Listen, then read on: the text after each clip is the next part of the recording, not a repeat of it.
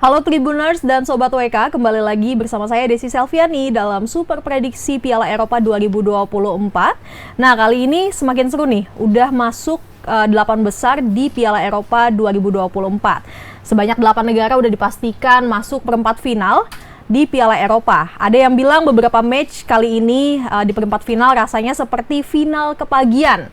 Misalnya aja nih yang akan bertanding Spanyol versus Jerman yang sudah bertemu di perempat final. Nah, pertandingan Spanyol versus Jerman ini akan berlangsung pada Jumat 5 Juli pukul 11 malam. Kita kedatangan dua narasumber untuk membahas pertandingan Spanyol versus Jerman ini, prediksinya seperti apa. Ada Bung Majid, halo Bung Majid. Halo, Pak Desi. Ya, dan Bung Willy, halo Bung. Halo Jerman. Jerman dulu ya. Jerman. Nah, ini kita ini dulu ya, ngebahas yang pertandingan kemarin 16 besar gitu kan. Ini Turki jadi satu-satunya negara kuda hitam yang bertahan di Piala Eropa kali ini gitu. Kalau Bung Willy sendiri bagaimana nih? Turki bisa bertahan? Turki memang kejutan ya. Kemarin terakhir memang menang lawan mana kemarin? Austria 2-1 dan itu dua gol diborong oleh backnya Merih Demiral yang pada pertandingan pertama di grup itu memang dia kondisinya kurang fit jadi baru bisa dimainkan pada pertandingan lawan Austria. Dan ini memang sangat-sangat kejutan ya. Kita nggak nyangka lawan Austria yang kemarin bisa mengalahkan tim oranye Belanda 3-2 dan ini bisa dikalahkan oleh Turki. Dan ini salah satu yang patut diwaspadai oleh Turki ya, karena ya diam-diam mereka bisa membuat kejutan gitu lawan Austria ya gitu ya. Nah, kalau Bung Majid sendiri apa yang membuat Turki bisa akhirnya lolos melawan Austria gitu? Ya, sebelumnya doa, kekuatan doa. Iya, Turki sangat mengesankan ya lawan Austria yang notabene sudah ngalahin Polandia, ngalahin Belanda walaupun kalah sama Prancis 1-0. Tapi ngelawan Turki yang mainnya sempat ngelawak lawan Portugal kalau 3-0 akhirnya bener ya, prediksi saya kemarin salah ya. Turki itu dengan permainan yang dia mau compact defense sampai akhirnya bisa memaksimalkan serangan, pemain belakang yang golin ya bisa kita lihat peta jadi berubahan di 8 besar. Oke, nanti kita lihat ya gimana Turki melawan Belanda ya. Ya kan, apa Turki lawan Belanda Belanda. Apakah nanti bisa masuk semifinal ya? Cetak sejarah untuk Piala Eropa kali ini. Nah, sekarang kita mau ngebahas Spanyol versus Jerman nih. Perempat final ini disebut final kepagian nggak sih? Ya, betul. Setuju. Ini memang seharusnya memang dua tim ini memang bertemu di final idealnya seperti itu ideal ya. Karena memang dua-duanya sangat-sangat diunggulkan di Piala Eropa 2024. Spanyol kita tahu pada babak fase grup hingga ke 16 besar memang sempurna. Tanpa kalah hanya walaupun kebobolan satu ketika lawan Georgia, dan Jerman ini memang mirip-mirip, cuman dia tersandung di pertandingan lawan Swiss dengan hasil imbang 1-1, dan ini memang dua tim yang cukup kuat ya, memang cukup kuat ya di era-era sekarang ini. Spanyol dengan pelatihnya De La Fuente, sementara Jerman juga dengan pelatihnya Julian Nagelsmann memang sama-sama mengandalkan pemain muda. Di Jerman ada Jamal Musiala, di Spanyol ada Yamane Lamal dan sebagainya, dan ini memang sama-sama pertarungan anak muda ya, sama-sama pertarungan antara anak-anak muda yang memang berbakat antara Spanyol dan Jerman. Nah, kalau Bung Majid sendiri gimana nih? Spanyol ada tekanan berat nggak masih di perempat final ini langsung berhadapan dengan tuan rumah gitu? Lawan Jerman, benar. Memang kata kuncinya itu final kepagian. Saya sangat setuju. Memang banyak, ini menjadi tim favorit kan dua negara ini. Dan Bung Willy bilang bahwa Spanyol ini merupakan negara yang bisa dibilang superpower di ini. Karena hanya kebobolan satu lawan Georgia. Dan kemudian juga ini yang pelapis dari Spanyol ini skuadnya dalam sama pun dengan Jerman. Dan melawan Jerman saya pikir dari Luis de Fuente sendiri dia akan masih menggunakan formasi yang sama. Dia memang sustainable ya, 4-3-3 dari awal. Dia menang lawan Kroasia, kemudian Italia, terus lawan Albania, dan terakhir lawan Georgia. Walaupun di lawan Albania itu banyak menyimpan pemain, sedangkan waktu lawan Georgia, waktu menang 4-1 itu di babak kedua juga mereka banyak menyimpan pemain. Dan ini menurut saya menjadi keuntungan Spanyol, karena beberapa pemain intinya termasuk Lamine Yamal, Nico Williams, Alvaro Morata, Pedri, Rodri di lini tengah itu kemarin bisa disimpan dan mungkin akan melawan Jerman ini mereka akan turun turun semua untuk mengalahkan full tim ya. Jerman ya. Nah kalau Bung Willy ada tekanan nggak nih buat Jerman kalau misalnya gagal di perempat final kan sebagai tuan rumah gitu, apalagi melawan Spanyol yang selama ini hanya kebobolan 1 gol ya dari Georgia gitu. Tekanan sebenarnya ada di Spanyol ya, karena Spanyol kita ketahui sendiri memang punya kutukan ketika melawan tim tuan rumah ini ya. Kalau tidak salah ada 9 kali memang Spanyol gagal melawan tim-tim tuan rumah. Terakhir itu 2018 ketika lawan Rusia, lalu ada di Piala Dunia 2002 ketika lawan Korea Selatan. Sebenarnya sejak 1938 sampai 2018 itu Spanyol memang selalu kalah dengan tim-tim tuan rumah seperti Jerman ini. Dan ini memang mungkin kalau dibilang kalau di Superman itu kayak kryptonite-nya Spanyol nih ya. Tim tuan rumah ini kayak kryptonite Spanyol. Jadi ketika lawan tuan rumah ini Spanyol memang jadi berubah permainannya dan kalah. Dan ini memang harus jadi PR Spanyol bagaimana bisa mematahkan sejarah 9 kali kalah lawan tuan rumah ini jadi kemenangan nanti misalkan lawan Jerman. Namun di satu sisi Jerman mungkin tidak akan begitu saja mengalah kepada Spanyol. Mereka punya staf-staf pemain yang mungkin dikomandani oleh Toni Kroos dan ada Jamal Musiala, lalu ada Ilkay Gundogan dan sebagainya. Ini memang tidak sembarangan tim. Memang Jerman terlihat memang terlambat panas ketika lawan Denmark kemarin. Digempur habis-habisan di babak pertama, lalu pertengahan babak kedua mulai menemukan bentuk permainannya dan akhirnya bisa menang 2-0. Dan ini memang Derpanser ini memang patut diwaspadai ketika dia udah mulai panas ya. Memang agak terlambat panas di babak pertama mereka ngalah, tapi tengah babak kedua mereka mulai menemukan bentuk permainannya. Tapi kalau Jerman nih kelihatannya di Piala Eropa kali ini kayak ngotot ingin menang ya kayaknya. Kelihatan nggak permainan Jerman nih selama hampir 2 pekan ini seperti apa gitu? Ya, dengan sementara top skor Jamal Musiala ini memang terbukti bahwa Jerman memang produktif di sektor depan ya, terutama di sektor depan. Ditambah lagi nanti Florian Wirtz bisa bermain dan kondisinya fit, memang ini menjadi ancaman tersendiri buat tim Spanyol ketika lawan Jerman di perempat final. Dan ini memang sudah diperhitungkan oleh mungkin anak-anak asuh De La Fuente bagaimana caranya mengalahkan Jerman yang mengandalkan bola-bola panjang dari lapangan tengah dengan andalannya Toni Kroos dan dengan trio penyerangan Jamal Musiala, Florian Wirtz dan Ilkay Gundogan ini memang menjadi salah satu yang berbahaya di lini depan. Dan ini memang juga harus dipikirkan oleh timnas Spanyol bagaimana membendung trio lini depan Jerman ini. Kalau Spanyol sendiri itu kan tadi dibilang udah 9 kali kalah ya di tuan rumah gitu, hampir 1 abad malah ya dari 1938. Ini gimana nih nanti menghadapi anak-anak di Spanyol ini menghadapi gempuran dari Jerman gitu, apalagi dengan membawa gendongan kutukan nih gitu. Ya mungkin kutukan itu kembali dipublikasikan oleh media ya. Itu merupakan data lah ya, data. Kemudian kalau kita melihat data statistik dari 7 pertemuan terakhir, Spanyol diuntungkan 3 kali kemenangan, 3 kali imbang, dan Jerman hanya sekali menang dari 7 pertandingan terakhir. Dan itu menurut saya juga menjadi, ya balik lagi itu hanya menjadi catatan tersendiri, dan sekarang juga datang dengan skuad berbeda. Benar kata Bang Mas Willy bahwa Jerman mempunyai striker-striker yang bagus dan produktif, pun dengan Spanyol yang saya pikir di depan akan kembali lagi menurunkan itu Lamine Yamal, Alvaro Morata, kemudian dari Nico Williams yang saya pikir 2 pemain muda ya, si Yamal sama si Nico ini mempunyai kecepatan, mempunyai teknik, dan itu akan menjadi PR sendiri buat Jerman. Kemudian di lini tengah juga ada Pedri, Rodri, dan Fabian Ruiz, dan di belakangnya juga ada Carvajal, walaupun pemain senior tapi dia kemarin bisa membuktikan bisa mencetak gol ketika lawan Kroasia di awal. Ada Norman juga, Nacho, dan Cucurella. Dan kiper pun waktu itu masih diganti waktu ketika lawan Albania, sempat Raya masuk menggantikan Unai Simon, dan nanti akan kembali lagi starting 11. Unai Simon akan masuk lagi menjadi kiper utama. Dan saya pikir melawan Jerman ini akan menjadi pertandingan yang alot lah ya, walaupun Spanyol sudah mengalami kealotan sendiri ketika lawan Italia dengan kemujuran gol on goal waktu itu lawan Italia hanya menang 1-0, dan lawan Jerman 1 tuan rumah, kemudian materi pemain bagus, catatan pertandingan juga bagus selama Piala Eropa ini. Ya ini akan menjadi pertandingan yang sengit lah menurut saya. Nah kalau Bung Willy sendiri, modal Jerman apa nih untuk membobol gawang Spanyol yang hampir nyaris tidak pernah kebobolan dan baru 1 kali gitu selama 2 pekan ini? Kalau Jerman kan sudah beberapa kali ya lebih banyak kebobolan dibandingin Spanyol. Gimana tuh? cara Jerman kayaknya. Jerman memang punya masalah sendiri di lini belakang yang terutama setelah Jonathan Tah cedera ya. Ketika lawan Denmark kita lihat bahwa formasi memang berubah. Antonio Rudiger yang tadinya memang diduetkan dengan Jonathan Tah, diduetkan dengan Slotterbeck kemarin itu. Lalu di sayap kiri David Rom, kanan ada Joshua Kimmich, dan ini memang kita lihat nanti kalau misalkan Jonathan Tah semoga bisa bermain ketika lawan Spanyol. Dan ini memang untuk menambah lini belakang Jerman yang memang kemarin kelihatan keteteran lawan Denmark ya.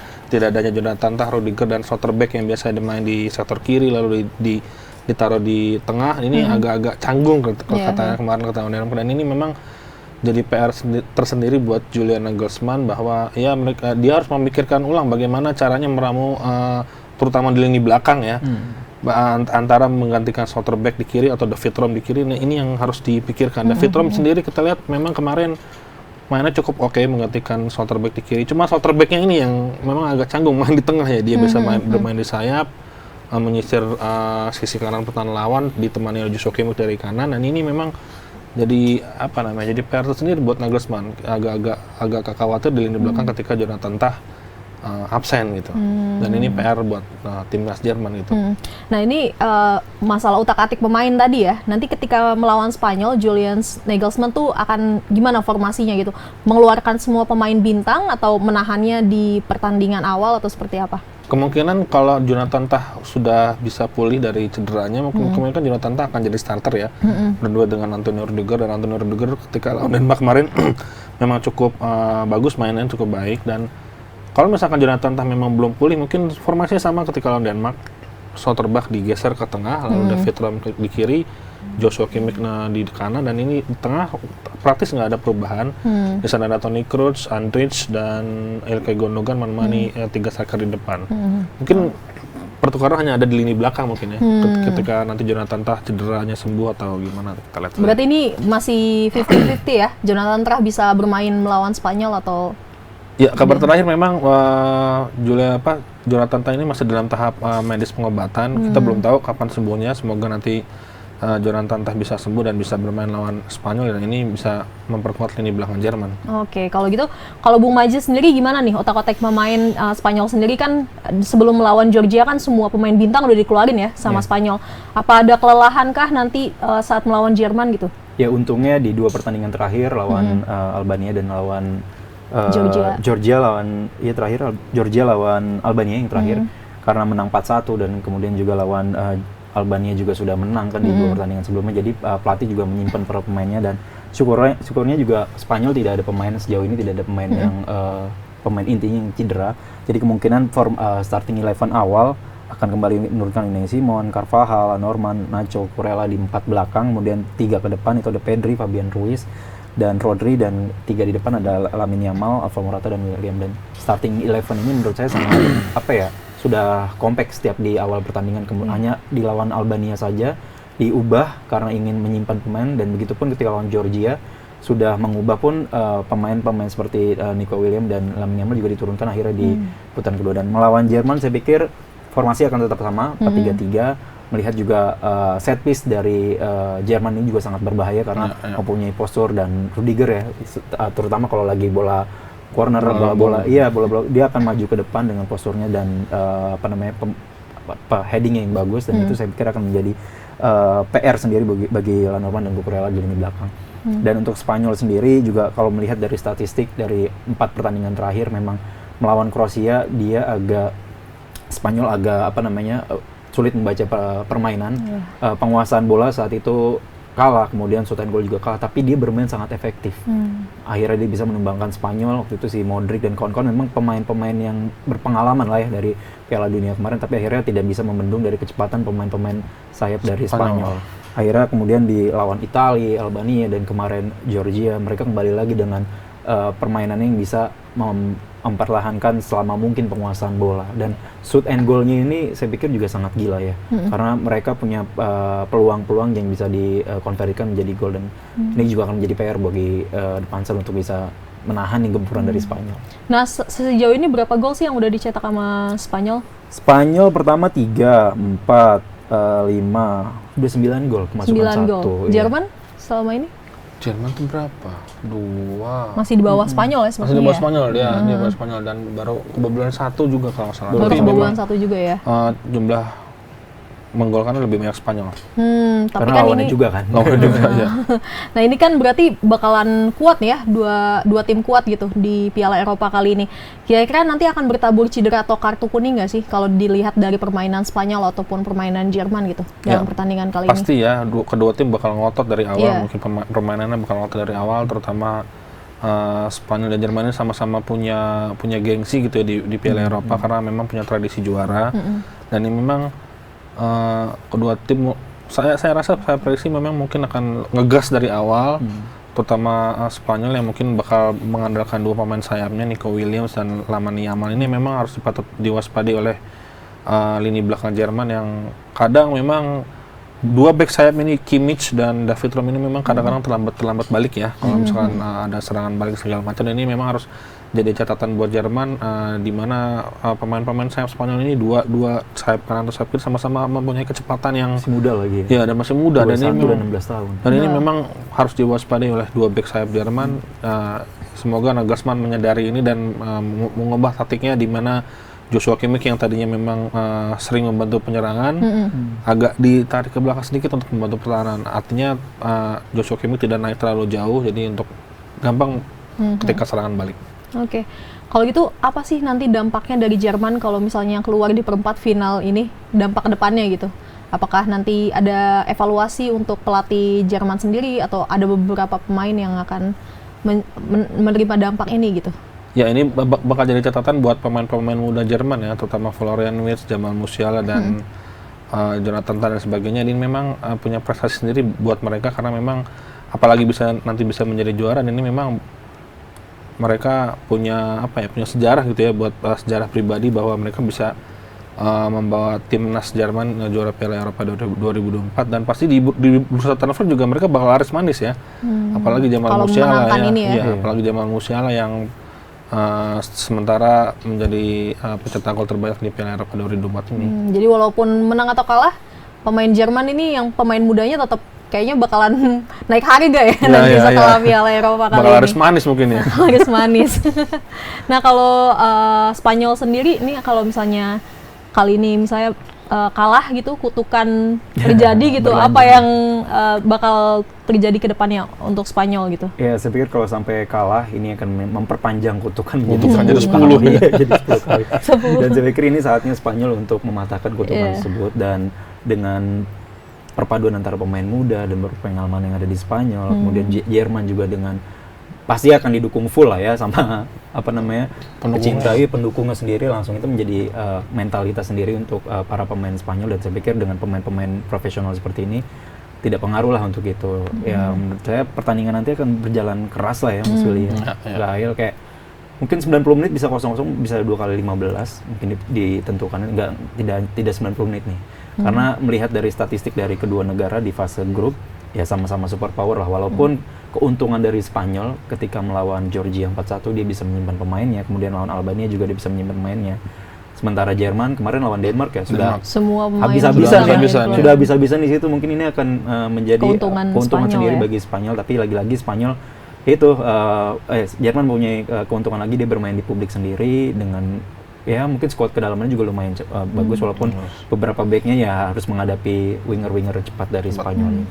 Nah ini kan dibilang final kepagian ya. Kalau Spanyol berhasil mengalahkan Jerman nih di final kepagian ini, apakah potensi menjadi juara Piala Eropa 2024? Sisi dari awal dengan materi pemain, kemudian dari babak kualifikasi Spanyol dan melihat permainan yang sekarang ini dari fase grup sampai babak perempat final ini, ya saya sangat yakin lah ini Spanyol bisa juara harusnya sekarang dengan skema permainan yang seperti ini. Dan tapi yang sangat disayangkan lawannya Jerman gitu.